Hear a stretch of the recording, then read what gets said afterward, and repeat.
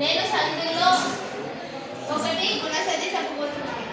సూత్రం: అకారానికి ఈ ఊరులు పరమైతే వరుసగా ఏ వారు వస్తే అప్పుడు గుణసతి తెలుసుకోవచ్చు. అకారానికి అంటే ఆ అక్షరానికి ఈ ఊరులు పరమైతే వరుసగా ఏ వారు వస్తే అప్పుడు దాంట్లో ఉదాహరణలు: మహోత్సవం, మహా ప్లస్ ఉత్సవం. మహా అంటే పూర్వపదంలో చివరి అక్షరం హాని విడదీసే హాలో ఆ ఉంటుంది. ఆకు వరుసగా ఈ ఊరులు అంటే ఊ వచ్చింది.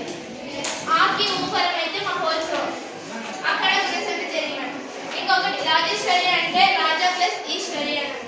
ఇక్కడ జాలో ఆ ఉంది, ఆకి ఇక్కడ ఈ పరమైంది కాబట్టి రాజేశ్వరి. ఇక్కడ ఏవో అల్లు వరుసగా ఏవో అల్లు వచ్చింది కాబట్టి గుణసంతి జరిగింది. దీంట్లో ఎవరైనా ఉదాహరణ